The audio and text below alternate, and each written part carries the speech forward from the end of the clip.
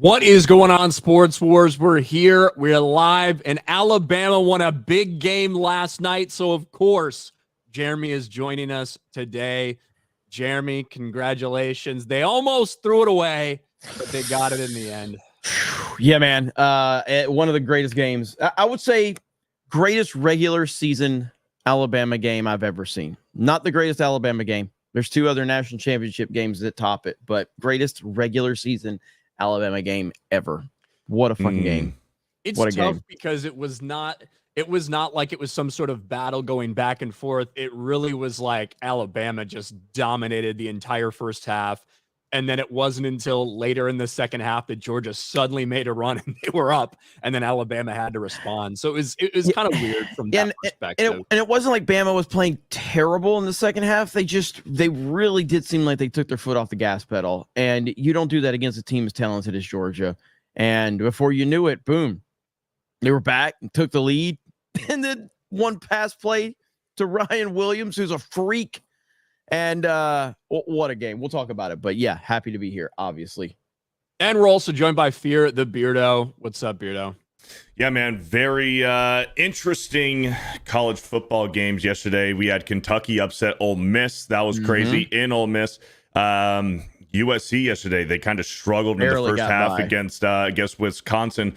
But Miller Moss put the team on his fucking back. He had 3 touchdown passes and a rushing touchdown that he might have concussed himself on that rushing touchdown towards the end of the game. That doesn't matter in college. No, they're not. They don't look at these guys with a magnifying glass like they do in the NFL when it comes to concussions. But after that rushing touchdown, they took him out. They put the backup in because the game was pretty much sealed away at that point. And a crazy game last night, man. So good football yesterday, and I'm looking forward to the NFL today. Hell yeah. And John Matrix from Black and White Sports, who usually joins us on Sundays, he's got something going on today, so he'll probably be back next week. But shout out to John and shout out to the guys, him and Rhodes over at Black and White Sports. And Absolutely. Yes, we may as well talk about it right off the top. The biggest matchup in college football this week, Alabama, Georgia at Alabama. Donald Trump comes to the game, gets a massive, huge cheer and reception there. And the first half, everyone is just sitting there kind of stunned because, quite frankly, I think most people thought it was going to be a really great game. And then Alabama opens up a 28-0 lead and just started blowing the doors off Georgia. Well, what are you feeling in that time, Jeremy? Because you've been trying to talk down Alabama the entire college football season so far, right? Absolutely, and I stand by my talking down of them because I'm not sure Georgia struggled last week, but they've struggled, with Kentucky the last several years. So I wasn't sure how seriously we should take them struggling. But yeah, I mean, Alabama's trying to find who they are still right now in a post-Saban Alabama.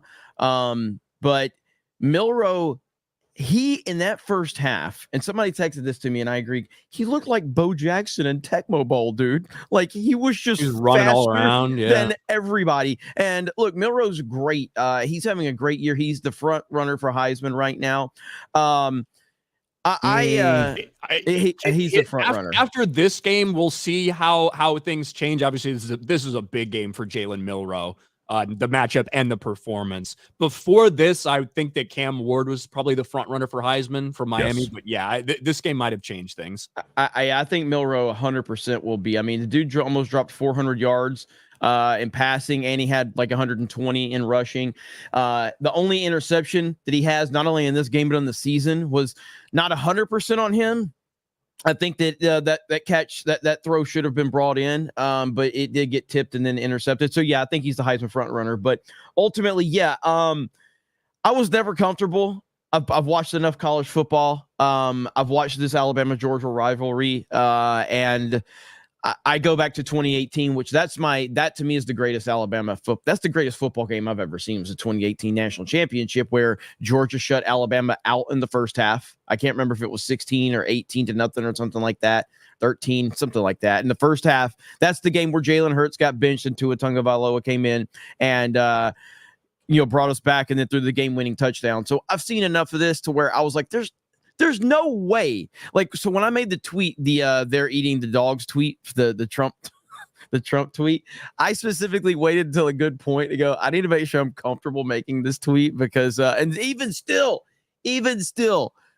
I found myself going, that tweet's going to end up on like some type of fucking, like this right here. Ice cold, freezing cold takes or whatever. Yeah. So making this, but yeah, I was never completely comfortable. And I didn't like that that Alabama took their foot off the gas pedal a little bit and were playing a little more conservatively. Just because I'm trying to share your screen now again, Ryan. It's not sharing it though. Okay, there it is. Okay. Yeah. But yeah, man, a great performance in Ryan Williams. That dude is insane. That spin move he made when he caught that pass, double spin moves, was stupid. The tipped ball that he caught, that was crazy. That guy is on another level, and I think he will 100% be the number one pick in the NFL draft whenever he does declare down the road. How does Milroe transfer to the NFL? Not sure about that, but overall, one of the greatest nights in Alabama football history for me. Having Trump there at the game, obviously adds to the atmosphere. And we got one thing as Bama fans, getting some emotion out of Kalen DeBoer was pretty, like, Bama fans really wanted to see that because he's a very kind of low key guy and he doesn't get animated like that. So seeing, and by the way, the when he did get animated, that was 100% a terrible pass interference that got missed. Holy shit. It was all over him. But yeah, man, what a great night of Alabama football. And look, man, Bama still has a hell of a fucking schedule this year. All right. You got Tennessee, you got LSU, you got Oklahoma. You got a gauntlet to go through still. So there you go. You got South Carolina, Tennessee, Missouri. Yeah, that's a big LSU, one. Oklahoma. That's a hell of a schedule still. So we're going to see what Alabama's made of. What did you think, Beardo? I don't want to deflate your excitement in your big night too much, but this Georgia team is severely overrated. They've struggled nearly every single game this year. They struggled against Clemson in that first half. Carson Beck fucking sucks. He's fucking horrible. He was seeing ghosts the entire first half, okay? Carson Beck is a fucking loser, okay? Dude. Anyways, I think that Alabama and Georgia, once the AP comes out tomorrow, I think they'll probably switch it up. I think Alabama will probably jump up to 2, and then you might see Georgia fall to 4 or 5. Mm-hmm. I'm not sold on this Georgia team at all. I think it's just the reputation in the program that Kirby Smart's running down there. But this Georgia Bulldogs team, they're not very fucking good. They're not good. So I don't want to I know it's a huge win for Alabama, but this Georgia team isn't the Georgia team of 2 years ago. Well, I kind of said that, with like them struggling last week, but like, I will say they have talent. They have 5-star talent all over the fucking field. Like that's just no doubt about it. So they do have talent. It's a matter of like how well is their execution going to be? But look, we're probably going to see this game potentially at least one more time, maybe 2 more times. We can see this game 2 more times this year because of the college football playoff. We could see that. Maybe in the playoff, but the SEC championship is going to be Texas, Alabama. Potentially. We'll see. What's Texas? I mean, we'll probably get into that here in a bit. I would like to see Texas' schedule for the rest of the year before we can go ahead and just. They got Oklahoma next weekend and Georgia right after that. I did just want to say too, if you want to feel old, Ryan Williams was born in 2007. Dude, no, somebody said in the comments, they're like, bro was 10 when Fortnite came out. That's what somebody said. I was like, holy shit. Go ahead, Ryan. Yeah, so this is Texas's schedule, and they've got a big decision to make. Quinn Ewers should probably be ready to play next week, but Arch Manning has looked pretty solid in his appearances so far. Albeit, the last one was their first like kind of real game against an SEC team, Mississippi State having a down year. But they've got Oklahoma and then Georgia back-to-back weeks. Those are 2 massive fucking games. And then they've got maybe at Arkansas. I don't really think they're super worried about that. At Texas A&M, wouldn't be super worried about that. But the next 2 games are like the big ones for Texas this season. So here's the predicament. I'm going to lay it out there. With Steve Sarkisian right now, with Quinn Ewers, I think Quinn Ewers, first off, he's kicking himself in the ass right now for not declaring for the draft last year. Because here's the predicament that Steve Sarkisian's in. You can roll with Manning, and you roll with Manning for Oklahoma. Let's hypothetically say that they lose. You can comfortably put Ewers back in for Georgia the next week, and you're still safe for the college football playoff. If you put Ewers in and you take Manning out with all of the momentum that they have, Manning has got that offense humming. Plus, the boosters want Manning. The Texas fans want Manning. There's just a different electricity around that team with Arch Manning playing. If you take him out right now and you put in Quinn Ewers against Oklahoma, again, hypothetically, they lose. They're going back to Arch. So now Steve Sarkisian has to bench Quinn Ewers. That does not look fucking good for Sarkisian for making that decision. Losing to Oklahoma, nobody in Texas wants to lose to fucking Oklahoma. So now, and that also ruins Quinn Ewers' draft stock because now he's benched. I think you roll with Manning.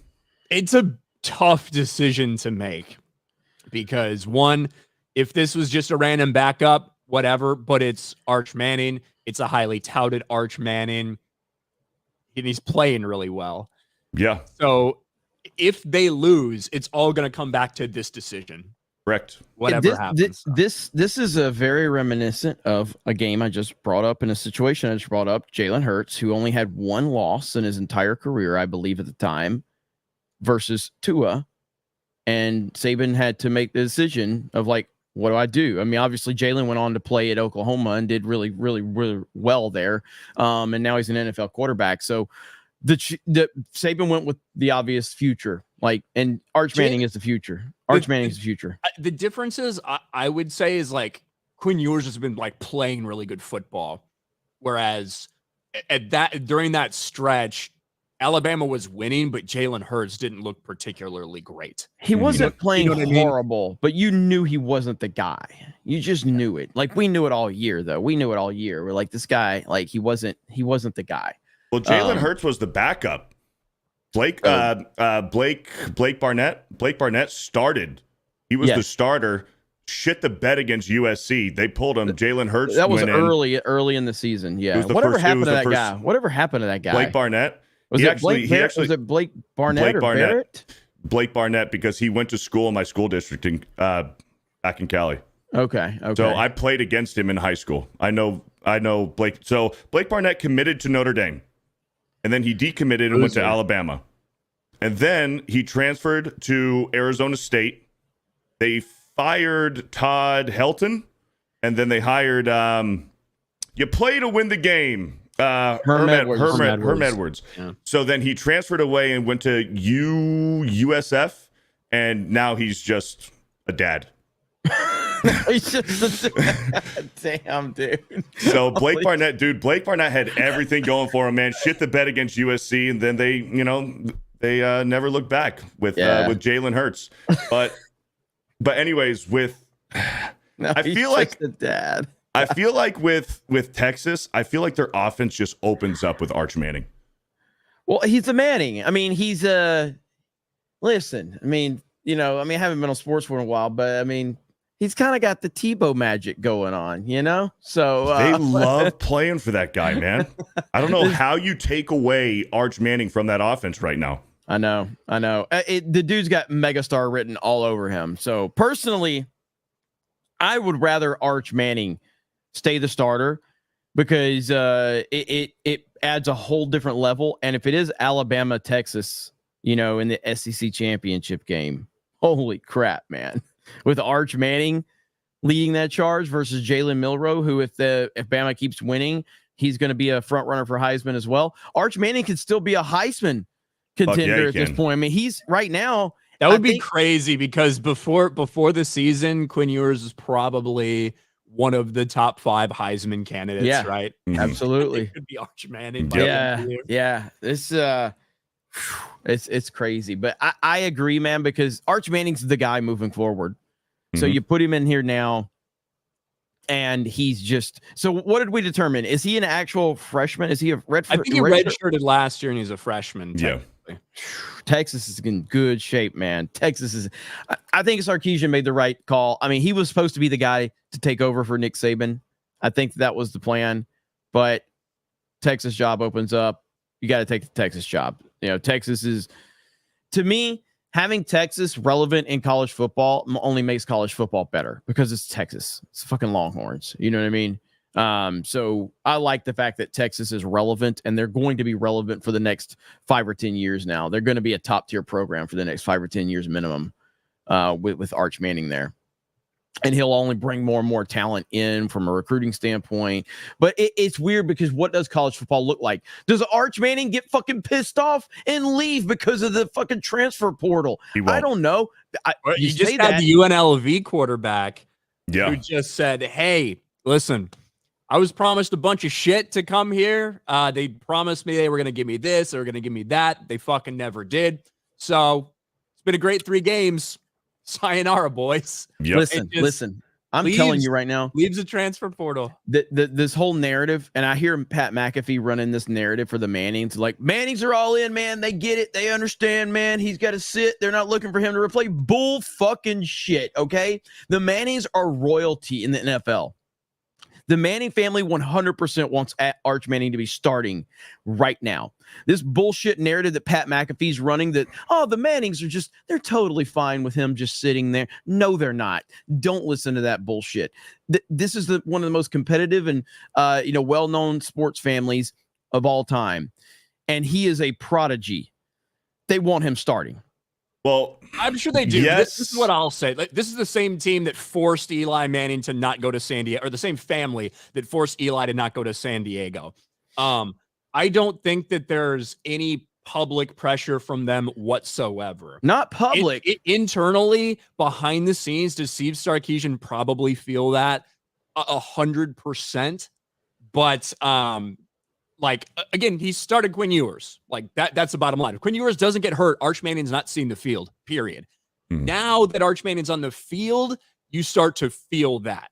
And even if there was not a peep from the Manning family themselves in Sarkisian's ear, just the knowledge of that brings additional pressure that it wouldn't for a normal backup quarterback. Yeah, I want to be clear. I'm not saying that I think that's football. That's competition. You know what I mean? So they're playing the game exactly how they should be playing it. They're playing it very politically correct from that standpoint. And they're talking through Pat McAfee, and that's fine. There's nothing wrong with that. But I'm just saying privately, 100% they want Manning to be starting right now, moving forward. So I believe that Archie probably doesn't give a fuck. He's too old to give a fuck. If there's any pressure, it's coming from Cooper, and Cooper doesn't kind of seem like that guy. There's an old video of Arch when he's fucking 10 years old saying that he wanted to go to Texas. Okay. And he's been committed to Texas. Arch Manning could have started for 50 other fucking schools. He could have entered the transfer portal in the offseason and gone and been a starter somewhere else. Last year, as a freshman, he could have started at several other universities. He chose to go to Texas because that's where he wanted to go since he was a kid. He knew that he was going to sit behind Ewers for probably 2 years, and he still decided to go to Texas. So Arch, he's not going through the transfer portal. He's going to graduate from Texas. I do agree. I'm just saying college football just looks so much different than it used to 5, 10, 20 years ago. So it's just it is a different world now with the transfer portal and NIL and all that shit. I'm pretty sure that he's definitely top 5 in NIL in college. He's making more NIL money than Quinn Ewers is. I think Quinn Ewers still making a lot though. Quinn Ewers is still making over $1 million. I think Arch is making $2 million. I think, correct me if I'm wrong, chat probably knows. I think Shedeur Sanders is making the most in NIL. Probably. He's probably the top guy. I know Jalen Milroe's making really good too. Mm-hmm. I was going to say, I actually think it might be Milroe. Okay. Highest. I don't think Milroe's the highest. NIL. Arch Manning's 2 or 3. Yeah. Arch Manning. Shedeur Sanders is at $5.1 million. Whoa. Yeah. Holy crap. But because the only reason I know this is because Dave Portnoy offered $3 million of his own money for an NIL quarterback to come to Michigan. I seen that. He said $10 million a year. I hate what college football's become, dude. I fucking hate it. I hate it. Mm-hmm. I hate it. It's just the NFL. You got big money boosters now. They're gonna be buying players for that. I hate it. Can we go back to the old days where they claimed that nobody was getting paid? Mm-hmm. Nobody's getting paid. No, I know Julio Jones is rolling around, in a Humvee, in Tuscaloosa. I know, but nobody was getting paid apparently. Can we go back to those days? Let's see. So I think that I'm trying to find this full list. Arch Manning is second and Quinn Ewers is third and Jalen Milroe's fifth. I don't know who the second guy is though. I can't find a fucking chart that tells me that. But anyway, fourth? No, it's Shedeur. The chart I saw had Shedeur Sanders, no number 2, and then third was Arch Manning, fourth was Quinn, and fifth was Jalen Milroe. But I can't find who the second one was. It was like it was fucking redacted or some shit. Maybe it was supposed to be that guy from UNLV. I don't know. Maybe it's getting a Chris Benoit treatment. So maybe. But let's get to some of these super chats. Zenny Biscuit for 2. My Hokies got Rod. We should have beaten Miami. That was a crazy play that reminded me a little bit of the end of that Seahawks-Packers game, the fail Mary a couple years ago. Yeah. Were the replacement refs? Yeah, it's tough. It's such a crazy thing to call it a touchdown on the initial play, but I don't know. I don't personally know if there was enough like legit evidence to overturn that based on the call on the field. So it's tough because I don't. If I was a ref, I don't think I would have called it a touchdown initially. But after you call it a touchdown, I don't know if you can overturn it. So that's kind of where I am. It's just a little bit unfortunate the way that ended. And Miami, escapes from Virginia Tech. I've watched that play so many times, and I don't know what the right call was. But when you are in that situation, you have to stick with the call on the field when there's no definitive way to overturn it. So the call on the field, which I'm not saying the call on the field was the right one at all, but the call on the field was touchdown. You got to stay with that when there's no conclusive evidence otherwise.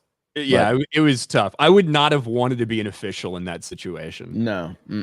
McCawk for 2. Astros will be World Series champs again. I never gave up hope. And John's not even here to hear it, McCawk. Wow. And then McCawk gets 50 Sports Wars memberships. Thank you, McCawk. 50! A 50! Sports Wars bombs. And yeah, we are just a few games away from the end of Major League Baseball regular season. Only a couple more things to wrap up. Basically, which 2 out of the 3 teams that are still in contention for the NL wildcard are going to get in. You've got the Braves, you've got the Mets, and you got the Diamondbacks all fighting for position. The Braves right now seem like they would need a lot for them not to get in. And the Mets, the Diamondbacks fighting out for that last position. But the Chicago White Sox are the only ones who, well, other than Shohei Ohtani, that made history this year. The Chicago White Sox are legitimately, for a fact, undeniably, the worst team in Major League Baseball history. Ever. Broke the record for the most losses in Major League Baseball history. Congratulations, Chicago White Sox. I remember, was it last year when you guys were still excited and thought you were going to have a good team? All these guys finally got healthy. We're going to do it. Disappointing year then, and holy fuck. Expectations were low, but this is really bad. Do you hate them? Rate field. There's a reason there's a big down arrow on guaranteed rate field. The Chicago fucking White Sox. What a bunch of losers. Do you hate them just because you're a Cubs guy and all that? Yeah, I hate the White Sox. Fuck them. So, and also, anytime you go close to their stadium, your likelihoods of being shot increase tenfold. But yeah, I'm a Cubs guy. Fuck the White Sox. How good is Ohtani? He's the best. Is he the best? Is he going to go down as potentially the best player ever? Probably should. I've been following like baseball finally for the first time in years, and every time I'm like doing some research, I can't. It's everywhere. Ohtani, man. So the crazy part about Ohtani is he's likely going to win the NL MVP as a DH. That's going to be the first time ever. It's never happened, not even in the American League back when they were the only ones that had a DH. When they do throw him out there in the field too, he is this obviously doesn't happen this year because he's recovering from Tommy John surgery, but he is a legitimately good defender. But the way he is utilized, because he was in the AL, because he's pitching at the same time, usually you're never really going to see that from him. Yeah, the fact that this dude's how good of a pitcher is he when he's healthy? He's top 5 in the top 5 in the league. That's insane. And there's speculations that deep into the playoffs, they could pull him out of the bullpen. I think that's a conversation that the Dodgers would want to keep out there and keep going. But I don't know, man. It all depends on when he starts throwing bullpens. We have zero fucking clue. Didn't Stephen A. Smith years ago say he was never going to be the face of the Major League Baseball because he couldn't speak English or something like that? Wasn't that a big controversy? He did, and to be honest, I don't think that should be as much of a. I think that Stephen A. got a little too much hate for that because I also feel similarly, right? Not to say you can't or whatever, but when you do have players that speak through interpreters, it seems like that can be a little less easy for people for them to kind of reach a lot of other people.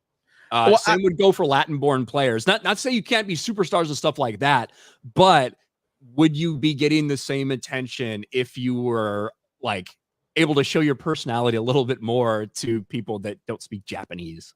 Yeah, I get it. I think it's just because it was Stephen A. Smith and how he's always playing the whole as a black man, I got to give you this opinion, and then he says something like that, and so yeah. But anyway, Ohtani is incredible. Well, to answer your question real quick, Jeremy, if Shohei is going to go down as the best ever, who is the best ever right now? Barry Bonds. In your opinion? Barry Bonds. Pete Rose. No, Barry Bonds is the best baseball player I've ever seen, and I watched Pete. He might Rose. be the best hitter. Bro, Barry Bonds was the only thing. Barry Bonds was a excellent defender. When the only thing he did, the only thing he wasn't great. Yeah, before he roided up. The only thing Bonds wasn't like top tier at was his arm from the outfield. Like it was fine. He had a decent arm, but he didn't have like a rocket. But he was a great outfielder. I'm pretty sure he won multiple Gold Gloves. When he was with Pittsburgh and then his younger days with San Francisco. But once he blew up, he wasn't the same guy in the outfield.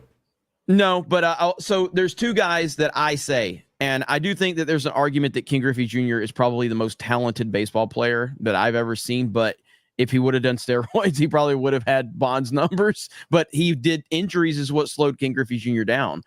But Barry Bonds' ability, like guys, I don't know if you saw Bonds back in the Beardo. They were walking this guy with the bases loaded intentionally. I remember. There were seasons that he had they couldn't strike the guy out. Like it was insane. The contact, his on base percentage, his slugging percentage. Barry Bonds was stupid. 2002. Stupid. Was it 2001 or 2002 was his best season ever? I think it was 2001. Because 2002 is when they went to the World Series against the Angels. Yeah, I think it was 2001. Yeah. But Bonds, to me, is the best baseball player I've ever seen. That's all I can say. There are still people that are going to go back and tell you that Babe Ruth is and stuff like that. Yeah. But here's the thing. Shohei is doing Babe Ruth things in an era where it should not be possible to do those things. And a lot's going to depend on, listen, the first 7 years of Mike Trout's career were historic in terms of some of the numbers he was putting up. And then the injury bug hit him and he has just never been able to consistently get back out there, similar to like Ken Griffey Jr. So Shohei continues to get injured yet because he's not just a pitcher. He's able to go out and play DH while he's rehabbing from his Tommy John surgery and put up the only 50-50 season we've ever seen in history. And he's damn near close to winning the National League Triple Crown. I don't think he's quite going to do it. I don't know if he's going to quite get it up to those batting average numbers. But on the other side, Aaron Judge is putting up insane numbers. Yeah, Aaron Judge is probably this. Like, are they 1A, 1B in the Major League Baseball right now? Those two guys. Yeah, I think you probably have to say it. I think they're both going to win MVPs in their respective leagues. And the difference is when Shohei's healthy, he's also pitching with around a 3 ERA. That is dumb. Like as an old school baseball guy, like to know that there's a guy who's the best player in the Major League Baseball, like a Bonds or a Griffey, but this guy can also pitch and he's a top 5 pitcher is the stupidest thing I've ever heard in my life. That makes Aaron Judge is a pretty fucking good outfielder. Dude's got a cannon. He's really solid. He has so much like length too. Yeah, that he is able to reach balls that a lot of other people wouldn't necessarily. And he can play any position in the outfield. You throw him anywhere out there, he can play it.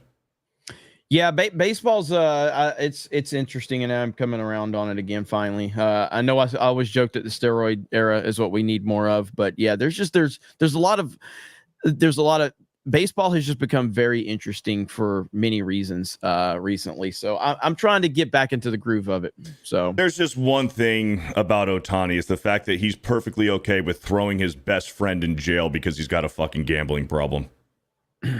To what? That is one thing I talked about when he did make that 50-50. The big scandal in the offseason was Shohei Ohtani's interpreter getting busted in that big gambling scandal. Mm-hmm. And the idea that Shohei knew nothing about it seems a little crazy. Well, the reality was that guy was supposedly stealing money from Shohei to fuel his gambling stuff. His best friend, no, it's all bullshit. Shohei Ohtani's a fucking addict. He's a degenerate. He's got a gambling problem, and he's perfectly fine throwing his best friend under the bus. Now he's, I don't know, is he in prison? I have no idea what's going on with that guy. I don't forget his name. But that was a massive story in spring training. Mm-hmm. It just got swept under the rug. And you had to wonder if it was going to affect Shohei at all. Like I wondered if that big, massive press story, and it certainly doesn't seem like it did. Mm-hmm. So said Pete Rose needed an interpreter. Taker for 5. Christian Bale has some words for Jeremy regarding the Alabama win. Oh, good for you. And how was it? Spirian with 199. Thank you, Spirian. Peter Frazee for 10. That Nebraska-Purdue game was terrible. It was awful. Purdue's probably the worst team in the Big Ten. So, yeah, it was pretty rough to watch. Nick Walsh for 2. Watching Trump reception in Alabama was glorious. Yes, it was. Listen, fucking, it's SEC country, okay? Mm-hmm. If you think that SEC country is going to be voting for Harrison Walls, you probably got another thing coming. And yeah, it was like Alabama sports royalty in Trump's box. And he got a massive ovation. So I had to put him in the thumbnail. Well, that, and even before the game, you had Georgia, students and Alabama students like collectively doing like the hat challenge and how they support Trump over Harris. And they were like, the one thing that can bring Alabama and Georgia fans together before the game is their support for Trump. It was crazy, man. And ESPN actually mentioned him. So that was shocking. So I was really happy. I was like, wow, they actually did shock him. I like how they qualified it. They're like, oh, some Alabama boosters, brought him by. And it's like, what? Like you could tell that was like they didn't just say like, oh, former President Trump was at the game. Yeah, but no. They had this. Travis said that Trump should have been the game day guest picker. He 100% should have been. How crazy 100%. Would that have been? That would have been the craziest thing ever, dude. To have Trump.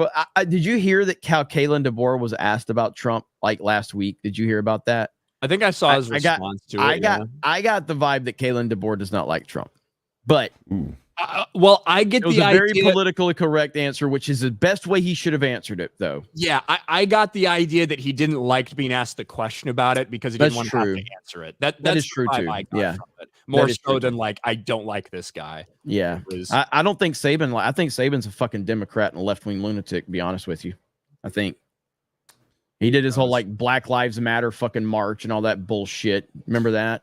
Yeah, you got to get that talent, And you got to recruit. That's what I said. Liar too. Well, whatever. Same with Kalen DeBoer. It's like if I go full mag, I might not get so many 17-year-old black receivers like this to carry my team. And all of a sudden, big transfer portal. Our team starts looking like Iowa for some reason. Dom H with 10 gifted memberships. Thank you, Dom. Our man Dom. John Getz, 2 teams ahead of them lose, and Penn State's defense dominates. Good day for my Nittany Lions. I know Beardo hates Beaver Stadium, but it was rocking.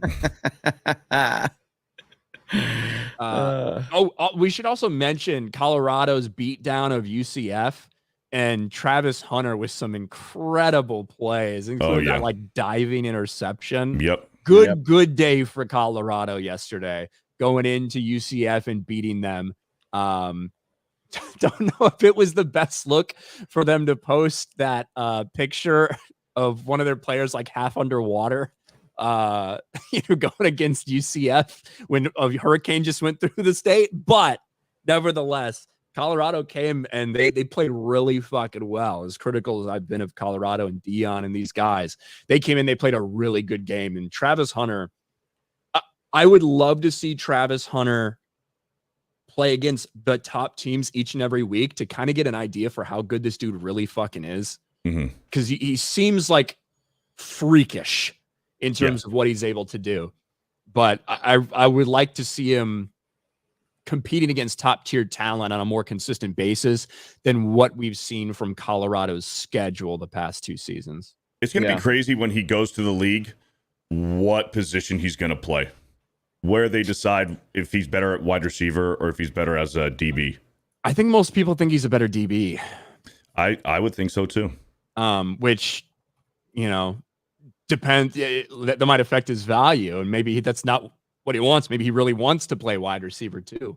And maybe whatever team gets him isn't going to want to fucking deal with that. It's tough playing both ways in college. Try it in the fucking NFL. Absolutely. Lance, SEC's overrated. This is the guy with the SC. Shout out Lance. What the fuck is the SEC anymore? You know what I mean? Like, what is anything in college football? Like, it's not what it used to be. So it's even hard to even. It's pretty soon. It's only going to be like. It's going to be like the AFC and the NFC at this point. They're just going to have like 2 divisions in college football. Is essentially all they're going to have. 2 super conferences. That's all they're going to have. Let's see. Mike Soros became a YouTube member. Thank you, Mike. Gabriel Knight, Lane Kiffin sucks. Overrated. Lane Kiffin spent a little too much time on TikTok and not enough time making sure his team's ready to play. I like Lane Kiffin. I like Lane Kiffin too. I like him too, but he's at some point, you're like, all right, how many places are you going to kind of underperform? Yeah. I mean, Lane Kiffin should have never left Tennessee. That's what he should have never left Tennessee. He had a good thing going in Tennessee, and he's been everywhere now. How many places? He's doing all fucking TikTok dances with his daughter and shit. I remember when he was the head coach of the Raiders. While his kicker's just not even doing. His kicker's just missing wide left. Yeah, he was listen, it's called Ole Miss, not Ole Make. All right. To be fair, so if I'm not mistaken, I got to remember the timeline here. So he was when did he come to Alabama? Was it after he got fired as the Raiders head coach? No. The Nick Saban rehab program. Yeah, because he was cancer. Like, nobody was touching Nick Saban or Lane Kiffin until Nick Saban brought him in and rehabbed him. But I can't remember what the timeline was. Was that after USC? Was it? I can't remember. After USC, okay. So he left the Raiders and went to USC. Then he got fired from USC. Is that how it was? I don't think so. So Lane Kiffin was the offensive coordinator for USC from 2005 to 6, head coach of the Oakland Raiders from 2007 to 8. Head coach of Tennessee in 2009, and then the head coach at USC from 2010 to 2013. And then that's when he went to, and then Alabama after the second USC run. Yes. Yeah, because at that point he was just, nobody was touching him at that point. Like, this dude's an idiot. And then Saban brought him in. He still made a fool of himself at Alabama too, even though they were successful. And I don't know. I do like Lane Kiffin, though. I do like Lane Kiffin. Hudson Dean for 5. Congrats on the win. Can't wait for the 3rd Saturday of October. That game will be absolute cinema. Go Vols. That will be a crazy game. CD Stein for 5. We'll take Archie at Mizzou next season. Cook leaving at the end of the season. He'll be a starter day 1 in 2025. We're starting a $250 million expansion. He ain't going anywhere. CD Stein, no disrespect, but Missouri is not good enough for Arch Manning. This is Arch Manning, all right? There's like 3 programs in college football that they're worthy of that guy. That's it. Horse Geek. Jeremy, we play y'all in 2 weeks. Go Cox. Let's go.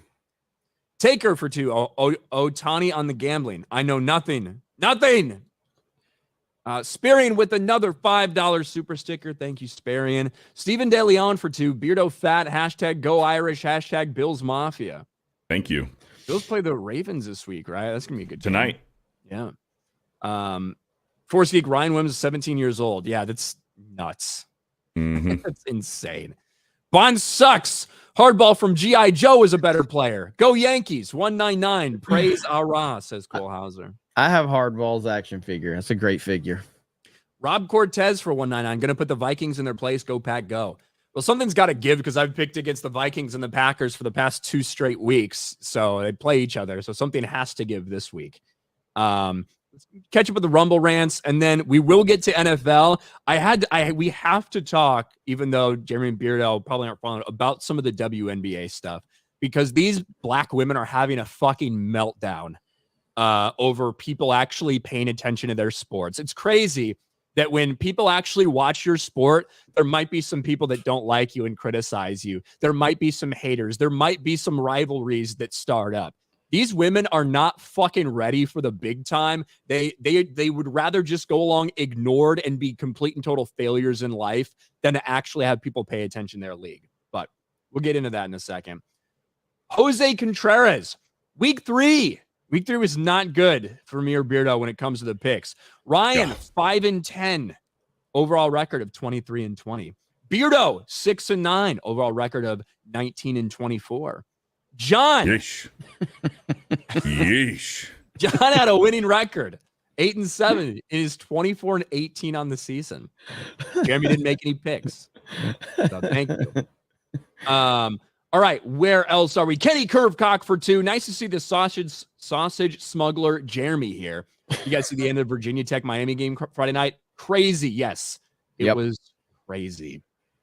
John Getz, Shohei gambles on himself. Must be a GOAT thing since MJ did it too. So long as we don't get Gary in here randomly accusing him of betting on his own team. Gary went on a random fucking Michael Jordan rant during FNT. Did he? Yeah, because he like very offhandedly just said, what was it? We might have been talking about Shohei and the gambling thing. And he just offhandedly brought up, he's like, Michael Jordan gambled on himself. Doesn't matter. He's a great player. And I'm like, wait, what? And he's like, yeah, everybody knows. I'm like, what the fuck are you talking about? There have been rumors about Michael Jordan's gambling, just general gambling stuff. Maybe that was part of the reason they were going to suspend him, and that's why he left. There's been rumors about that. Never about betting on basketball or Michael Jordan betting on himself ever. There's not been like a whisper, a fucking hint of that. There was one story from like Jeremy Roenick back in the 90s where he was playing golf with Michael. Is this former Blackhawks Jeremy Roenick? Yes. Okay. There was one story from Jeremy Roenick forever ago where he claimed, 10 years after the fact, he claimed that he was on the golf course with MJ. It was super fucking hot out, and they had just played 18, and Michael wanted to go another 18, and he had a game in Cleveland like that night. Jeremy Roenick's like, okay. And Jeremy Roenick's like jokingly says, because he was talking about the money that he lost to Jordan on the golf course that day. And he jokingly said, I'm going to fucking put a bunch of money on the Cavs tonight because you're going to be tired as shit. And he claims Jordan said, oh yeah, I'll take that bet. I guarantee we win. And I put up 40 or something. And he went and had like 50 points. But people looked back at the game and it didn't match up the days and times in the stat line. So a lot of people think, one, Jeremy Roenick lied. And two, even if he didn't, the idea that would be Michael Jordan, that's him. He was betting on basketball, a fucking little thing with a friend on a golf course. Yeah, he was just teasing. Yeah, but like that's why I got so upset that Gary said it so lackadaisically, just like throws it out there. This allegation in front of 20,000 people that everybody knows Michael Jordan bet on basketball and bet on himself. Fuck you. I'll protect the GOAT. Oh shit. All right, I think I got all of those already. Let's get back to these Rumble rants. John Getz, hey, Jeremy, trying to have a team in the Big Ten where there's like 20 teams now. At least the SEC doesn't have a number in their title to make it look more retarded when they add teams. True. Very, very true. And I think we're all caught up with that, with those. Gregory Pronte Jr. for 20. Let's go. Kansas should be undefeated right now. Jalen Daniels has forgotten how to quarterback, and Jeff Grimes a terrible OC. It's beyond frustrating because this is the most talented team we've had in years. Hashtag rock chalk. Sorry. Kansas has a football team? Yeah, they do. Every once in a while, they beat a team and people remember. I mean, Kansas is known for their college basketball. So They It's do like- have a team. it's kind of like when whenever Alabama does good in college basketball, and people are like, Alabama has a college basketball team. I mean, they have been playing fairly well the last few years, finally, but it's somewhat like with North Carolina. Like when you mention North Carolina's football team, you're like, North Carolina has a football team. Yeah, it's like every once in a while, Duke will have a team that cracks in like top 25, and people are like, oh, look, hey, Daniel Jones, we should make him our franchise quarterback. That was such disrespectful. This guy just sent $20, just disrespected the fuck out of his football team. You did mostly. Pretty much. But yeah. Thank you for the super chat. You guys still have what's his fucking name? Leopold or something? Leopold's your head coach still, right? Lance Leopold over in Kansas. Hope you turn it around. Cole Hauser, Jeremy, does Ryan know the Bears legend William the Refrigerator Perry was an honorary G.I. Joe? Do you know that? I didn't know. Yeah. Refrigerator Perry has his own action figure and everything. He was part of the G.I. Joe line. Awesome. Legit, man. Still upset that he got a touchdown in the Super Bowl and not Walter Payton. Yep. Alabama Brad for 5. Jeremy, your tie just barely pulled it out. Go Buckeyes. Hey, they did. I mean, I don't know. That's not a criticism, I don't think. I mean, Georgia's a top 5 team. So, yeah, it was a good game. Damn good game. McCock for 2. Kobe Grape a woman. I think she's a lying hoe. Of all these guys, Kobe Dude. could have fucking settled this shit, right? Kobe could have settled this shit easy. Instead, he decides, I'm going to fucking fly out to court. I'm going to make all these fucking appearances. I'm going to do all this shit. I think he definitely fucking had sex with her, and I think she just wanted. Listen, I think she's looking for some money. I don't know if people understand this, okay? But Kobe in his prime, the entire state of California, male or female, wanted to have sex with Kobe Bryant, okay? Like, that's just a fact. So the fact that Kobe wouldn't have like his pick of any woman he wanted is absolutely insane. There ain't a chance in hell, okay? Kobe's innocent, all right? End of discussion. Yeah, he could have tried to sweep that under the rug and pay everybody off and settlements and shit like that, but instead he fucking like took it to court. Yeah. Zach Updegraff, Burden 3 is worth Ms. Will. Burden 3 is worth Ms. Will money be there next year. What? Thank you, Zach.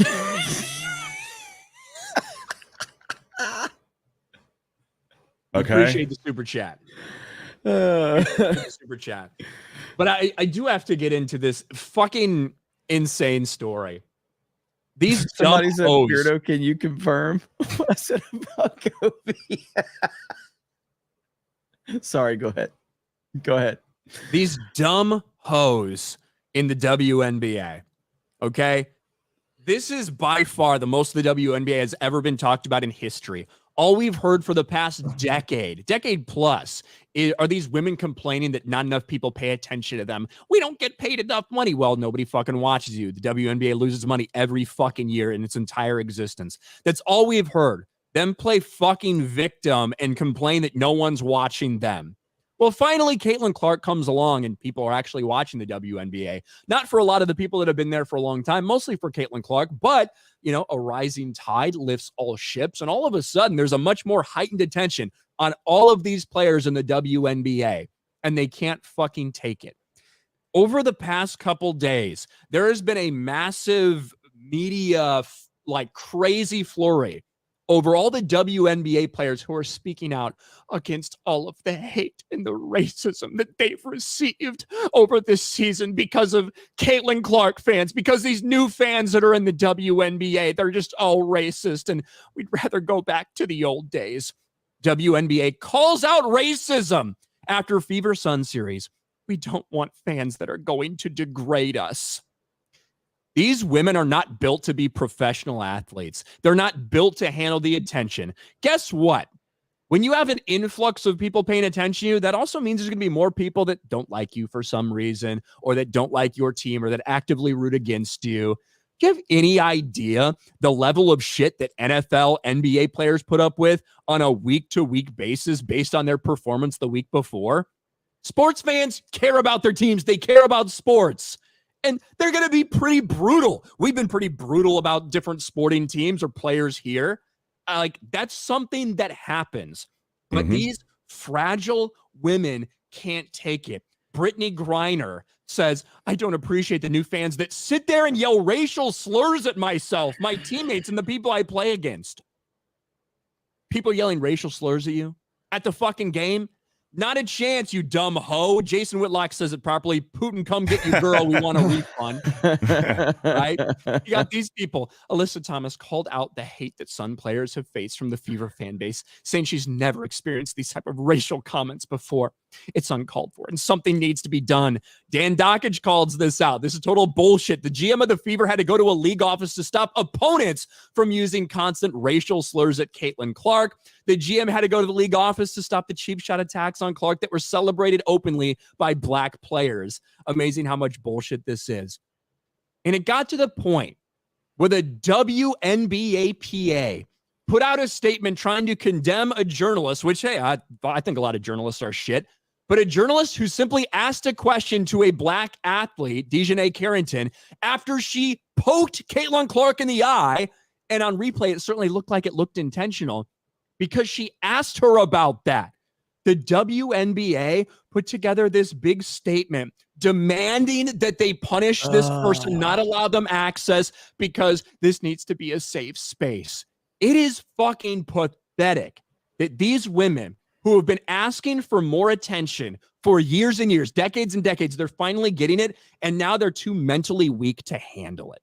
Yeah, this is pathetic behavior, and this is why the WNBA has always been a failure. And now, I mean, welcome to sports. Like, somebody in my chat brought up Larry Bird last night. Man, if we could have mic'd up Larry Bird back in the day, trust me, you would have heard. Kevin Garnett is another one.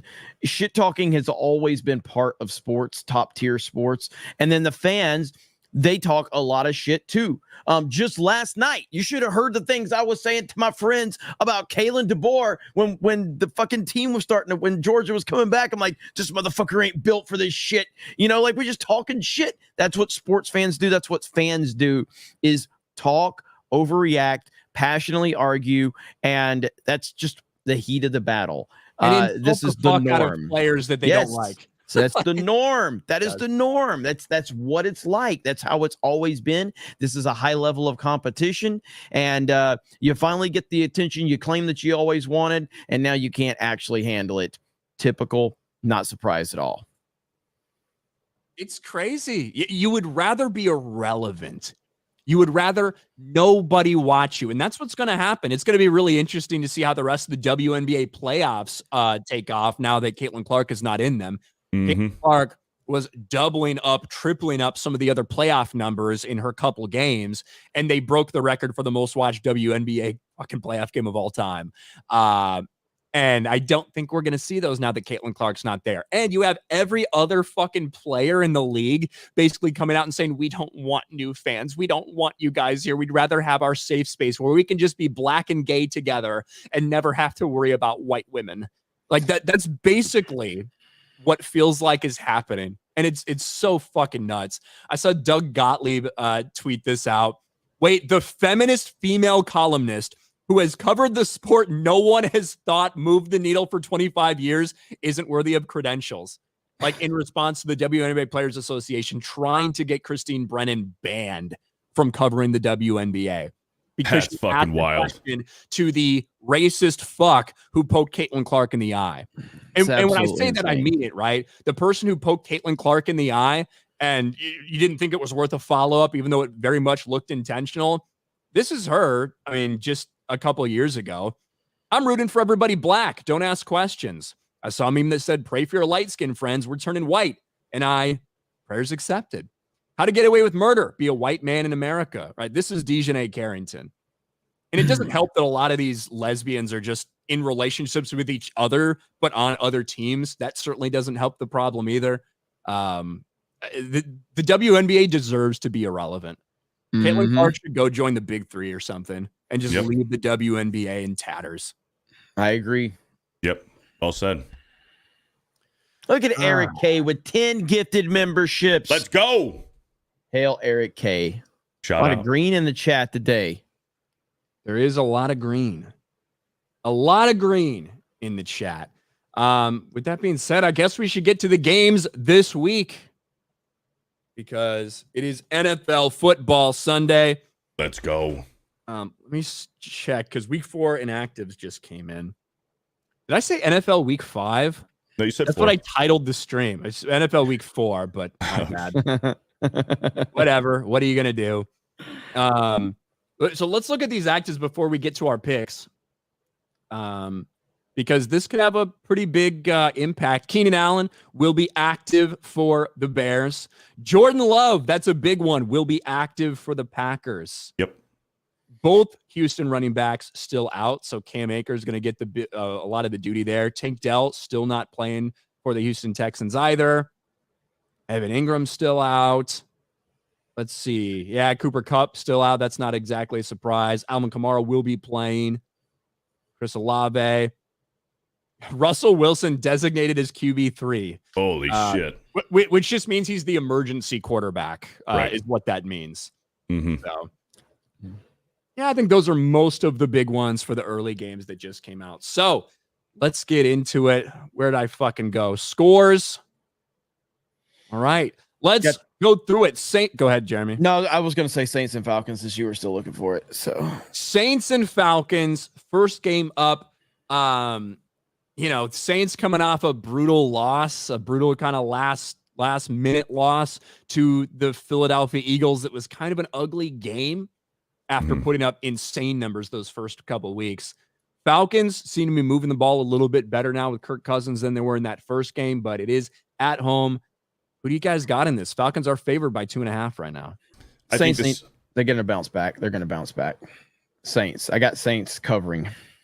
Yeah, I disagree. I think the Saints played a very bad Carolina Panthers team, and I think last week it was last week. No, 2 weeks ago.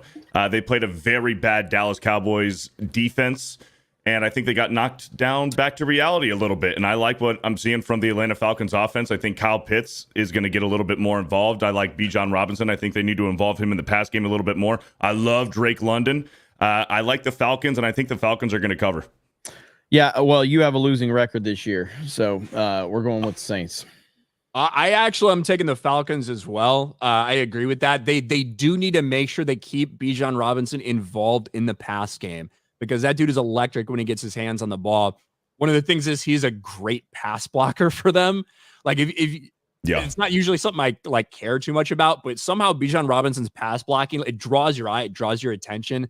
The shots he's able to put on some people. Maybe I'm just dreaming about good blocking schemes now as a Chicago Bears fan, because that's something that is like not that we haven't seen at all this year, but maybe. I think Kirk Cousins and the Falcons take it at home, and I do think that was a little bit of a come down back to where you belong moment for the Saints.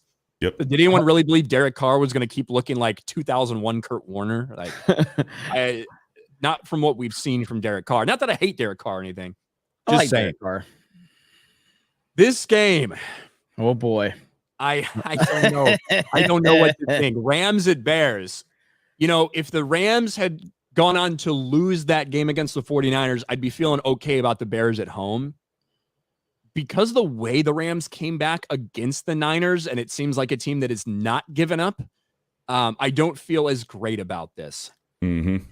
The Bears have a big problem, and it is that offensive line and specifically the blocking scheme in general. It's one thing to have offensive linemen that aren't playing great. It's another thing that you decide to put in like your fucking 5'10" wide receiver to block a defensive end. And things that they're doing don't make sense. There's a lot of pressures on Bears play callers right now, and they got to do something to establish a run game. It's at Soldier Field. I'm taking the Bears. I'm taking the Bears. Caleb Williams and the Bears. I'm taking the Bears. I know you were taking them. I knew you were. I picked against them twice this year, and they've lost both times. So I was right with both of my picks against them. I still don't know what to think of Caleb Williams outside of the fact that he does have nail polish and makeup on, and I don't know about the makeup part, but I don't think he had nail polish on last week. Really? Yeah, I saw a post from somebody. I didn't see the normal people freaking out about it, so I was like wondering, and I don't think I saw any on him last week. So maybe he's been shamed into not doing that. Yeah, I feel. I think Williams is going to have a damn good game. I'm going with the Bears. I'm going with the Bears. If he doesn't wear nail polish, they're going to win. He had a clear coat on. He might have. I'm taking Rams on the road. Like Ryan said after last week, if the 49ers would have kept that lead, I'd feel better about taking the Bears. But with Matt Stafford back there and their run game, they always have a shot. And I think that the Bears offense is going to continue to struggle a little bit. They're going to be a little bit slow. I like the Rams. We got some different picks. There hasn't been a universal pick so far out of the first 2 games. Well, I think the Beardo's just picking them because I picked the Bears. No. But that's what I'm going to do that's what I do for every Giants game. So sure. I would have picked the Cowboys anyway last week, or on Thursday. Vikings Packers. This is an interesting game. The Packers have won the last 2 games that Jordan Love has been out, with Malik Willis playing in place of him. Jordan Love will be active for this game against the Minnesota Vikings team that has looked fan-fucking-tastic. Granted, I think their 2 most difficult matchups they had were both at Minnesota. This one's going to be at Green Bay. Mm-hmm. I'm picking Packers by a hair. If this game was in Minnesota, I would say the opposite, but I think that with Jordan Love back, he's officially starting. He's not just active. He's starting. He should be starting. Yeah. Okay. Okay. With Jordan Love back, I'm taking the Packers. Something has to give here. So Sam Darnold, apparently he's struggling with a calf injury. He's still going to play. It's hard to bet against the Vikings right now. They're they look so damn good. But with the Packers, the way that they've been performing, Jordan Love back in Green Bay, I'm going with the Packers as well. Yes, in Green Bay at Lambeau, Jordan Love returning, going with the Packers. It should be a good game, though. It actually should be a really good game. Yeah, the Vikings have looked fucking awesome. Like they have looked fucking amazing the first couple games. They just have. Yeah. The Packers have somehow managed to win with Malik Willis, a throwaway fucking quarterback for the past 2 weeks. And I think getting Jordan Love back is going to open up their offense again, while still, feeding the ball to Josh Jacobs a lot. Steelers at Colts. This is a weird fucking game. Hate this game. I hate this game too, because Pittsburgh has beaten teams that have scored like an average of 6 points against them the past couple weeks. The Justin Fields led Steelers defense is actually averaging less at this point in the season than the Kenny Pickett led Steelers team was last season.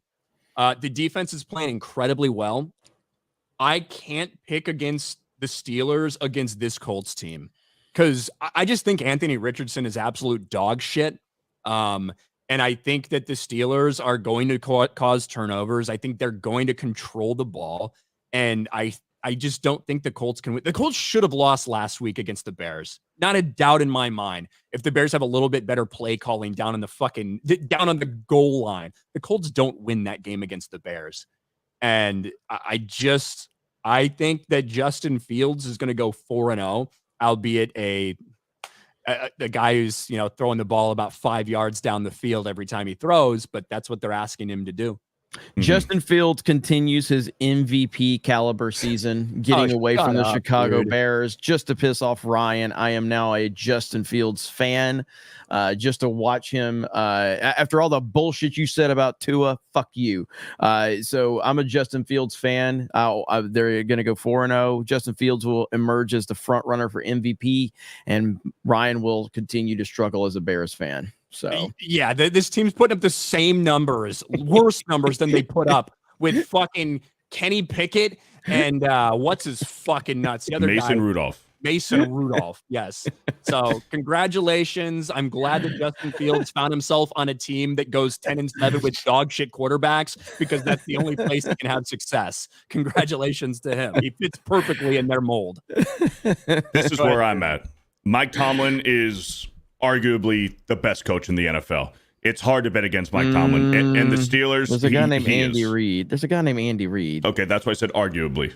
Arguably, Mike Tomlin is the best coach in the NFL, and he's been winning the past 3 years with nothing. And the Steelers have the best defense in the league as well.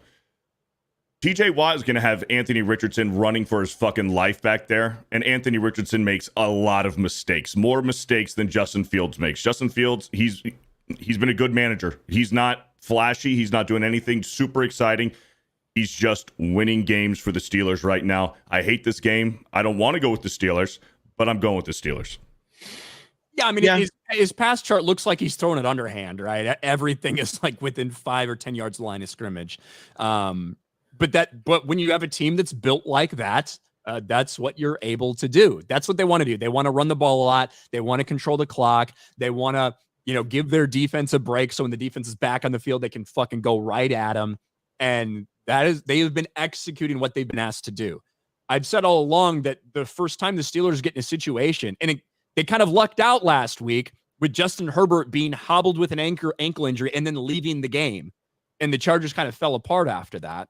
If that hadn't happened, I don't think they end up winning that game. But once they face a team that can get a lead on them and you force Justin Fields into passing situations, you're going to be in trouble because it's the same guy. I don't like this Tomlin is arguably the best coach comment you made. He's not. He's not arguably the best coach. Arguably, he's the best. No, he's not. Andy arguably Reid is the undisputed best coach in the NFL. Sure. And I can agree with you on that. But Mike Tomlin, there's a case for Mike Tomlin that he is one of the best coaches in the league. Oh, okay.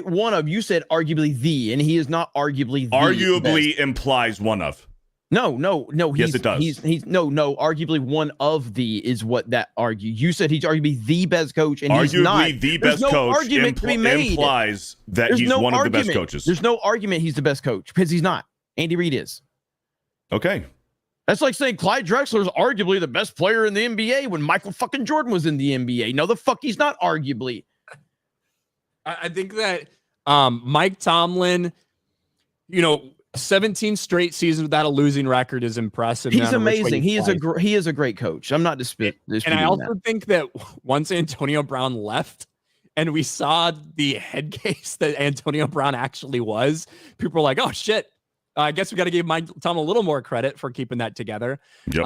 I'm not going to say that he is on like an Andy Reid level or anything like that, but to be able consistently to win games the way they have, you got to give a little bit of credit to that. Now, it might be for a team like this that you need at some point to have a fucking bad season to kind of reset things. That's kind of how I feel about the Steelers at some point. There needs to come a point in time where maybe you do just need to have a fucking bad year or two to maybe get some higher draft pick talent and stuff like that and rebuild a little. When he takes Justin Fields to the NFL MVP this year, then he might arguably be the best coach. I'm just putting up Kenny Pickett numbers, bro. Like Kenny Pickett wasn't the MVP. I'm just fucking with you. Broncos Jets. I think this is probably the highest spread of the week. The Jets at home against a Broncos team. 49ers have the largest spread, I believe. Oh yeah, the 49ers. But when it comes to this game, I'm a little surprised the spread is this high. Not that I think the Broncos are going to win, but the Broncos just put on a very solid performance against a Tampa Bay Buccaneers team that most people thought would handle them fairly well. Now they're heading up to the Giants, and Aaron Rodgers has started to get things, to the Jets. Aaron Rodgers has started to get things clicking for the Jets. I definitely think they're going to win the game, but I'm not saying the Broncos are great. I'm just a little surprised the spread's so high. Well, yeah, I mean, Aaron Rodgers was fantastic. And he's finally like, it's nice to see, like, he's like the last old guard quarterback that we still have, Ben Roethlisberger's not raping people anymore. Tom Brady's not winning Super Bowls anymore. Drew Brees is, not around, but having Aaron Rodgers still in the league and playing at a high level, it appears, finding his footing.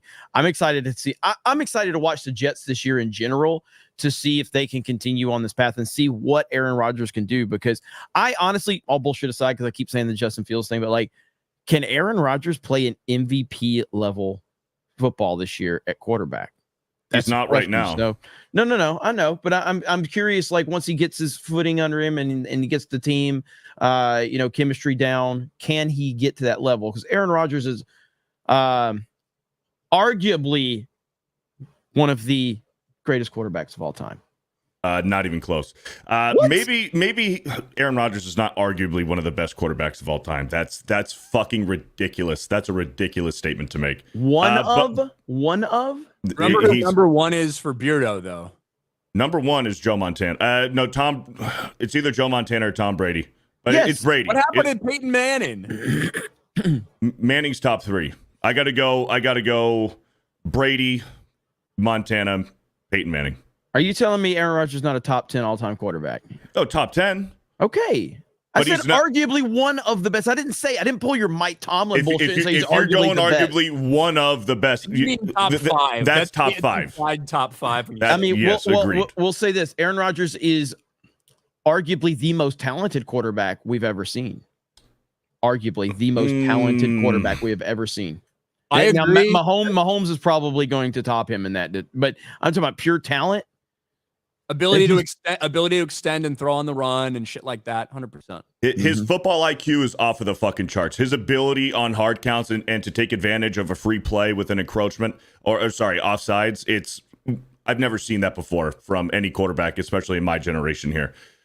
Maybe Rodgers would be playing at an MVP caliber if he actually went to fucking training camp. This is a very funny game because this Broncos offense, this Broncos team really has no identity. Bo Nix is still not thrown a touchdown pass this year, but the Jets have also kept their opponent in games, and they don't really take it away until late in the second half. But I do like the Jets to cover that 8.5 points. I think that they'll win by maybe double digits. Yeah, they'll win this one easily. Eagles Buccaneers, strange game. Another game for the Bucs at home. Eagles coming off a win that they really needed against the Saints, coming off the way they lost to the Falcons the week prior. Buccaneers have to be feeling pretty shitty about the way they lost to the Broncos. Made Bo Nix look like fucking Michael Vick out there, the way they let him run around. I have a tough time feeling out this game. I don't like the Eagles. I don't like them as a team. But I do think they're going to go down, and Smith I think is they're out, going to right? beat the Buccaneers this week. Everyone is out for the Eagles. Smith- Devontae Smith's out. AJ Brown is out, and their best lineman, Lane Johnson, he's out with a concussion. So you got Goddard and Saquon Barkley. Listen, I think the Eagles are going to lose. I'm taking the Buccaneers to cover and to win outright. If you are on Prize Picks, go more on on Barkley's rushing yards today. Yeah, I feel like the Eagles are in trouble today, but I'm gonna pick them just because it's my boy Jalen Hurts. But I feel like they're in trouble today. It's a tough game, and I hate the fucking Eagles. I just feel like the Buccaneers maybe got anointed a little bit too quickly off their hot 2-0 start, and to struggle so much against a team that's not good in the Broncos last week kind of gives me pause about them. But we'll see. I think that Philly ends up finding a way to win this game as much as it frustrates me. Jalen Hurts is going to be hyped. Jalen Hurts creating some plays and running around a little bit, and I don't think that's good for him long term, but I think that that's what they need from him today. Jalen's going to be hyped after the Bama game. The Alabama alum, Jalen Hurts. Nick says the Broncos are going to win 41-10. That's nuts. Bengals, Panthers. Oh. Now, listen. This is an interesting game. The Bengals, I mean, Joe Burrow, knocked the Bengals all you want those first couple weeks. Joe Burrow played really well last week. There's not much you can fucking put on Joe Burrow or that offense for the loss. There was not a punt. There was not a turnover. They just got outplayed. And the Carolina Panthers had a good bounce back. Hey, look, we've got a different guy back there. Let's play hard for the team. Let's not give up. That's fucking ending this week. I think the Bengals are going to go into Carolina. They're going to put the Panthers back kind of in their place. Although Andy Dalton gives them a much better chance to win than Bryce Young. This is like the Bengals have to win this game. Dude, Andy Dalton versus the Bengals? Yeah. Let's go, man. I listen. Joe Burrow looked like fucking a member of the fucking Backstreet Boys last week, okay? Like when he walked in his pregame, like what the fuck's wrong with this guy, okay? Like the fuck's wrong with this guy? Boys? He's got a lot of money. Yeah, there's nothing wrong with the Backstreet Boys if you're not a fucking NFL quarterback, okay? But the fact that he looked like a member of a boy band walking into the game, like listen, Joe Burrow is great. I don't like Joe Burrow. He's great. He's a great quarterback. Maybe I'm still bitter at what happened at LSU, beating Bama, all that. I don't know. But either way, I'm going with the Red Rocket, Andy Dalton. All right. He's going to do this. He's going to do this. Andy Dalton is going to drop 300. And he's going to bring back the Panthers to 2-2. Bengals going to 0-4. Let's fucking go. That's wild. I do think this game is going to be a shootout. So I'd take the over on points in this game. But I do think the Bengals are going to cover that 5-point spread right there. I think, and I like Joe Burrow, but I do think it's going to be a very high-scoring game. But the Bengals are going to handle this one easy. Why did you dismiss me so quickly if you think it's going to be a high-scoring game? Tell me why. Well, I didn't say that the Panthers are going to win. Really bad because tell me why. He saw what he thinks. No, he thinks that the Bengals defense is very bad because of what he just saw happen with the Washington Redskins, being able to fucking just march down the field at will against this Bengals team. Then don't dismiss my prediction. That's all I'm saying. But I'm tell me the why. Bengals. You picked Carolina. Ain't nothing but a heartache. Okay. Ain't nothing but a mistake. I like the Bengals to cover those 5 points, but it's going to be a high-scoring game. Take the over on this one. Jaguars at Texans. The Jags, dude. The Jags beat down that they received the other night was insane. Thank God they kept running the ball and kept ETN in the game for some reason. Had a big win on Prize Picks. Shout out to them. But it was an embarrassing game for them, where everyone thought they were going to come out and do something, got completely, utterly destroyed. The Texans are banged up. Tank Dell's not going to play, I don't think, and their top 2 running backs are not going to play. So it's going to be pretty heavy on CJ Stroud, I believe. But I got the Texans in this one. I can't pick the Jags after what we've witnessed from them the first couple weeks. Yeah, there's no Texans easily, and I don't know what's going on with the Jags. Man, it's so bad. Urban Meyer might come back and coach these guys, man. I mean, that's how rough it's looking right now for the Jaguars. So I'm shocked because I really expected Trevor Lawrence to kind of be a pretty relevant quarterback at this point in his career, but like the Jaguars just have problems across the board, dude. So I think Texans are going to win this game. The Texans had a lot of preseason hype just based off of their success last year. They haven't really been performing all that well this year, and especially with both of their running backs out, Tank Dell's out. I think the Texans are going to win this game, but I like the Jags to cover that 5.5. But I'm still taking the Texans. Yeah, the Jags have looked fucking abysmal the past couple weeks, so they need to do something, but I don't think it's going to be this game. Commanders. Damn. Coming off Jaden Daniels' performance against the Bengals, the Commanders are heading to Arizona to play the Cardinals. The Cardinals, who it seems like every time you turn on the TV and you see highlights, you're like, oh, holy shit, look at the Cardinals. They're moving the ball, but they can't really fucking put it all together. I think at home that this Cardinals team gets a win against a Commanders team coming off that big victory they had on Monday night. Agreed. I think the Redskins are going to have a little bit of a Monday night hangover here. I like the Cardinals at home, and I like the Cardinals to cover that 3.5 points. I think the Cardinals are going to put it to the Redskins today. Cards. That's unanimous. Usually not good. Patriots at Niners. The Niners are going to dominate this game. I can't believe the Niners gave up that game last week, that the Rams came back and beat them. But the Patriots team, I just don't think they have the offensive weapons to do that. The 49ers are banged up as fuck. but I just don't see any way the Patriots come on and do anything. I think there's a chance we get another Drake May sighting late in this game. When Jacoby Brissett doesn't put things or doesn't do well, doesn't perform well in the first 3 quarters. Go ahead, Beardo. I hate when I forget what game it was. Maybe it was against the Jets when they just threw in Drake May.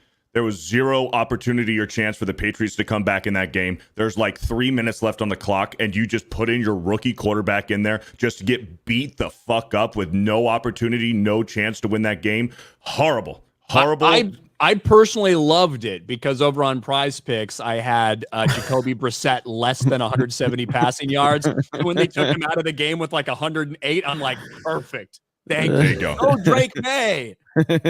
I just think that's absolutely horrible. If it like you're just setting up your rookie quarterback for failure when the Patriots made that decision against the Jets. If they're going to put in Drake May, give him a half. If you're down a few scores, make that decision sooner than the last 4 minutes in a fucking game for him to just get beat up back there. That's not good for your rookie quarterback's confidence. I like the 49ers in this, and I'm going to lay the points here with the 49ers. I don't think the Patriots are very good at all. Also on Prize Picks, I'm not sure if this is a pick on Prize Picks. Juwan Jennings first score today. Yeah, I mean this is a no-brainer. The 49ers are going to walk them, and it's not even close. And hey, it's what you deserve, Patriots. You're always gonna suck now after you did Tom Brady wrong. So fuck them. This is a game that I don't like anything about. Browns and Raiders. Deshaun Watson's miserably bad, but the Raiders are also not looking great. I don't think Devontae Adams is going to play in this game. Max Crosby's out too. Yeah, Max Crosby might be out. Devontae Adams pulled up lame in practice, I think, a day or two ago. So uncertain whether he's going to play. The Raiders seem to be going through some trouble from a leadership standpoint as well. It was some of the comments that we heard. I don't just mean like the coach. I mean with the players and stuff. Don't be surprised if we see a little quarterback carousel in this game. If he doesn't think things are going good with Gardner Minshew, if Aiden O'Connell gets thrown in there, I don't know. What an irrelevant game, man. I don't know how to feel about this game. I'm going to pick the Raiders because it's at home, and Deshaun Watson sucks. That's really all the reasoning I have. I think this is going to be a terrible game. But Dabo Sweeney told us that Deshaun Watson was the Michael Jordan of football. Remember that? Remember when Dabo said that? I do remember that. Fucking idiot. Thank God he's not the Alabama coach. I'm sure Nick Saban said nice things about Bryce Young. So. Hey, Bryce will be fine. Bryce will be fine. He just needs to name the last fucking quarterback in Carolina that's actually succeeded. Jake Delhomme, come the fuck on. Exactly. Cam Newton. Jake Delhomme. Cam Newton did win an MVP and make it to the. That was the most bullshit MVP in the history of MVPs, and that was not a bullshit Tom Brady. MVP. Tom Brady should have won the MVP that year. He couldn't even jump on a fucking fumble in the Super Bowl. Go fuck yourself. That was not a bullshit MVP, but that team did not deserve to be 15-0. A lot of things went right for them. How things go? Like, look, Bryce has had 3 fucking coaches and 3 fucking GMs. Okay, like, I mean, he'll be fine. He just needs to get the fuck out of Carolina. But that's neither here nor there. Bryce Young is a career backup. So no, he's not. He's going to be playing in the Canadian Football League in 2 years. Listen. If we're talking like if we're talking about like the 2000s, then yeah. But in this current NFL where everything sucks and everybody sucks for the most part, like Bryce Young can start in this league. 100% can start in this league. League's made for a dog shit player like Bryce Young. All right, hear me? It is. Bryce Young is going to be a career backup. He might be out of the league in 3 years. Bryce Young is fucking horrible. No. But so is the Carolina organization. Listen, their owner is fucking horrible too. They should have never fired Frank Reich. They brought in Frank Reich and they fired him after like 8 games in his first year in Carolina. That is ridiculous. Okay. Anyways, going back to this game, I like the Raiders at home, even though Devontae Adams is out, Max Crosby's out. The Browns are fucking horrible too. Gardner Minshew is on his last leg here as a starter. He's going to be playing for his role, pretty much his career with the Raiders right now. And if the Raiders lose, we're going to see Aiden O'Connell next week, no doubt about it. But I like the Raiders at home. Your boy Garner, right? You're a big fan, right? I like Gardner Minshew. Yeah. He's just I'm like Aiden a likable O'Connell guy. all day. He's a Purdue guy, so Aiden O'Connell. I want him to start there. He's a likable guy. So yeah, I don't care about this game at all. So I'm just gonna throw away Raiders. I don't know. Raiders. Who cares? Chiefs Chargers. Now, I think that this spread is too high. Just because I don't think the Chiefs have played well enough the past couple weeks. And even going back to last season, I don't think they played well enough to earn a spread like this on the road. I will pick the Chiefs in LA, especially because LA for the Chargers ain't much of a home field advantage for them anyway. Patrick Mahomes has not looked great, but I'm picking the Chiefs. Justin Herbert supposed to play, but is still hobbled. So I think that this Chargers team is going to fall to 500. I am going with the Chargers. I'm going with the Chargers. I feel like right now the Chiefs' perception is and look, man, I mean, generally speaking, Patrick Mahomes is the best quarterback in the NFL because nobody's better than Patrick Mahomes. He has not had a good year. He has not played good at all. They don't look great, but their perception and their reputation is why people are perceiving them to be this way. But I think the Chargers are going to win this game. Justin Herbert, with his tenure with San Diego, Los Angeles, he's always played the Chiefs good. I think he might have upset the Chiefs a few years ago, like in his rookie year or sophomore season. So he's always played the Chiefs really well with Jim Harbaugh here. It's a lot of points. 7 points, that's a lot of points. I'm going to pick the Chiefs to win, but I think the Chargers cover. Yeah, like that spread's really high for me at a home. Yet for the Chargers being at home, that's high. Yeah. Even if it was at Kansas City, it's high based on the way the Chiefs have played recently. So, and then the big game tonight, Sunday Night Football, Bills and Ravens. It's at Baltimore. Baltimore is favored right now, coming off the Bills, like Josh Allen in this like crazy first half he had against the. God, who the fuck did they play last week? Who did they dominate last week? Who did they bend over and fuck in the ass last week? Jacksonville. Jacksonville, that's right. They're the ones that put the hammer down on Jacksonville. I'm taking Bills. I'm taking Bills in this game. I don't care that it's at the Ravens' place. The Ravens took their foot off the pedal a little bit. And I feel like they should have won that game easier than they did last week as it was. I'm taking the Bills, man. It seems like everything's clicking for the Bills right now. When DeMar Hamlin is making plays and DeMar Hamlin sucks ass and shouldn't even be on the field for most football teams, they've got everything clicking. Yeah. I think this is going to have a big game feel, obviously being a night game. Ravens. I'm going Ravens. Because everything does seem to be working for the Bills right now, and they're playing really good. But the Ravens, I'm going with the Ravens. They have the talent. LeBron Jackson is going to be the first 7-time MVP in the history of the NFL. How many MVPs does he have right now? 2. That's fucking retarded, dude. It's fucking retarded that he has 2 MVPs. What the hell are we doing? But yeah, I mean, I still am shocked. Arguably one of the best quarterbacks in the NFL. Arguably, yeah. I'm going with the Ravens to dethrone Bills Mafia. I like the Bills. The Ravens, listen, they played the Chiefs good week 1, but the Chiefs team, this isn't a very, convincing Chiefs team either this year so far. Chiefs haven't dominated anybody. Everything's been like down to the wire for them. Yep. And then with the Ravens, listen, they played a very bad and underperforming Dallas Cowboys defense. Okay, and the Bills have looked really fucking good. Listen, I've been down and out on the Bills. I've been on record saying that the Bills window's closed. I'm eating my own words with that one. James Cook is a fucking stud. Josh Allen, he just makes it happen. I think it's absolutely fucking crazy that Baltimore is favored in this game. I understand that they're at home. I think the Bills are going to mop the floor with the Ravens tonight. You think so? So? Yep. Damn. Okay. That seems a little excessive. We'll see. I don't know if it's going to be a floor. I think it'll be a really solid game. And I think Jim Harbaugh's arguably one of the best coaches in the NFL. Arguably, he is. Arguably.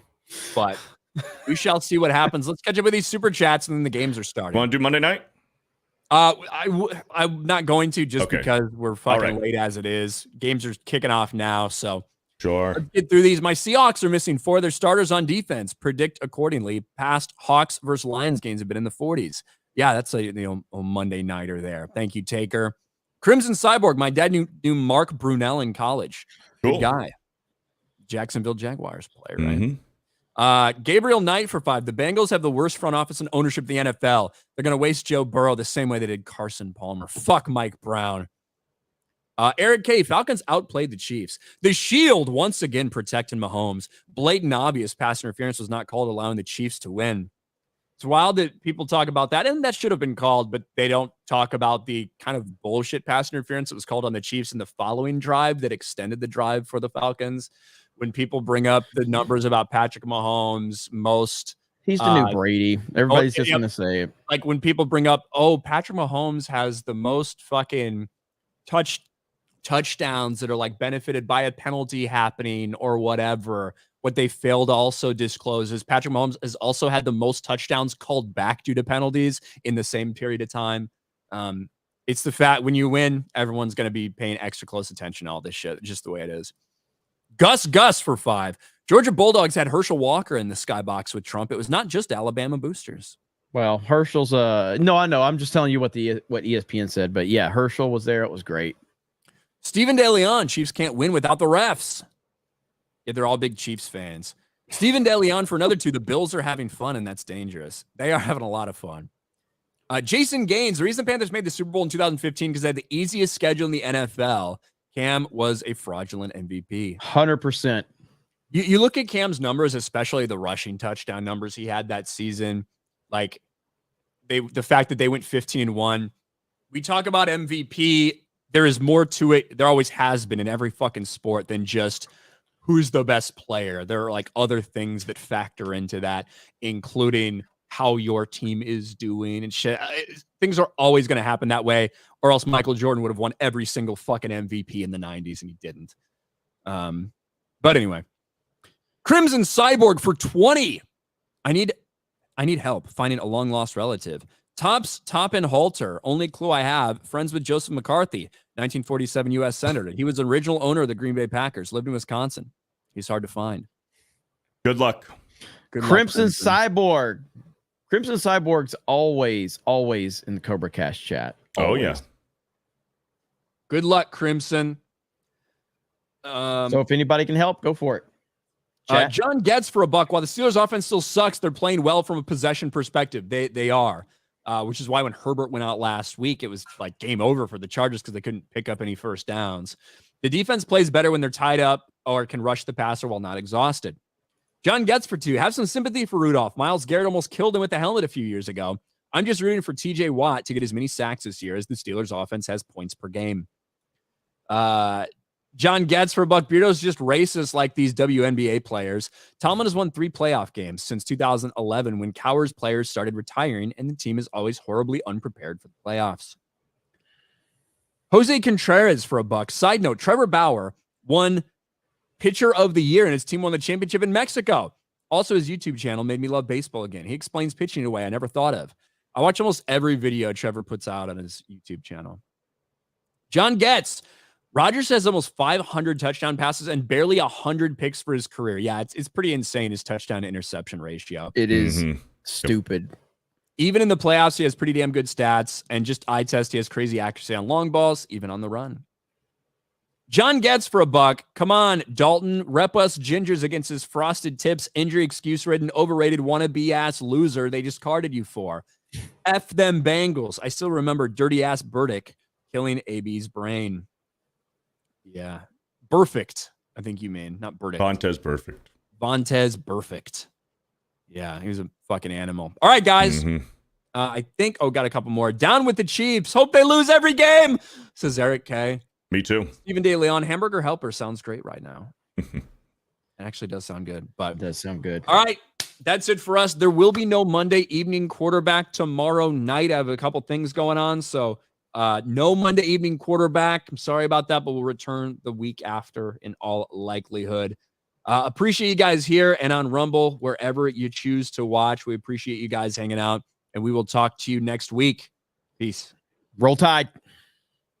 Oh, they're doing it again. Where's your red shirt, Beardo? I'm never wearing it again. Waste of $30. You're paying way too much for shirts, man. It was 9 line.